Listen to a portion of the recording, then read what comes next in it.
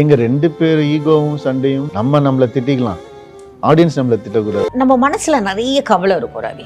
அந்த மாதிரி இருந்தா யார்கிட்ட சொல்லுவீங்க?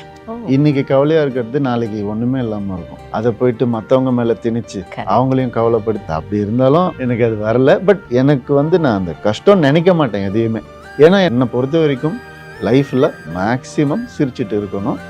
எனக்கு அது வரல. நான் எல்லாருக்கும் பெட்டு, வீட்டுல கடைசி பையன்.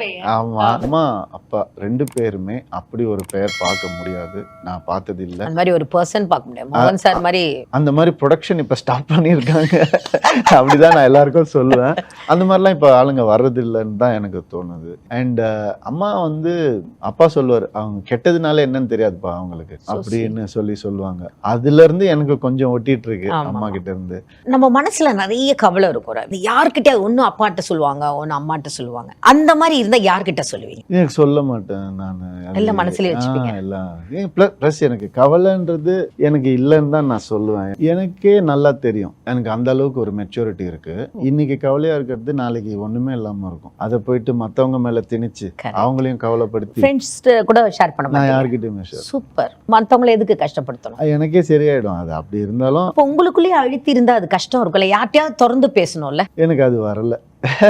எனக்கு அது வரல. பட் எனக்கு நான் அந்த கஷ்டம் நினைக்க மாட்டேன் எதையுமே. ஏன்னா எனக்கு தெரியும் நாளைக்கு அது ஒண்ணுமே இல்லாம இருக்கும். புஷ்ஷுன்னு போயிடும்.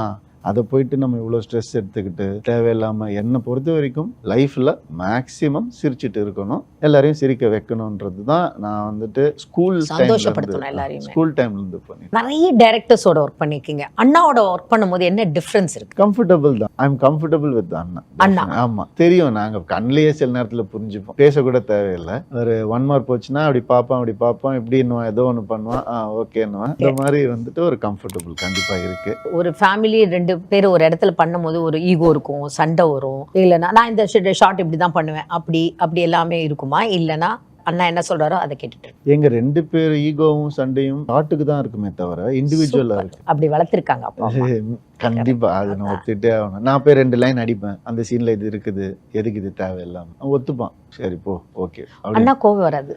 வரும். அது எப்படின்னா படத்துக்காக தான் வருமே தவிர, இப்போ அப்பா எப்பவும் சொல்லுவாரு, நம்மள திட்டிக்கலாம், ஆடியன்ஸ் நம்மள திட்டக்கூடாது அப்படின்னு சொல்லுவாரு. ஸோ அது ஒரு லெசன் எங்களுக்கு. அதனால நாங்க எங்களை திட்டிக்கிறதும் வளர்ச்சிக்காக தானே தவிர வேற விட்டு போறதுக்கு கிடையாது. ஜெயம் ரவிட்ட கோபப்படுவாரா இல்ல சாஃப்டா இருப்பாரா வீட்டுல? என்ன எல்லாரும் சொல்லுவாங்க, அப்பா கலாவா எப்ப பார்த்தாலும் கோவப்படுவான். ஆக்சுவலி நான் கோவமே பட மாட்டேன். தப்பு செஞ்சா தான் கோவப்படுவேன். ஆனா அது கோவக்காரின்னு நினைச்சுப்பாங்க. அவ்வளவுதான் மாஸ்டர். நானும் அப்படிதான். அப்படியே கத்துனாலும் 5 நிமிஷத்துல புஷ்ஷுன்னு போயிடும். நானே போய் சாரி கேட்டுருவேன். இல்ல அவங்க சாரி சொல்லுவாங்க. என் கோவத்தை தெரியப்படுத்திடுவேன். அவ்வளவுதான், இது எனக்கு பிடிக்கல, இனிமேல் நான் பண்ணாதீங்க, இல்ல நான் பண்ணது தப்பு அப்படின்றது நான் தெரியப்படுத்திடுவேன். அது 5 மினிட்ஸ் மேக்சிமம் இருக்கும்.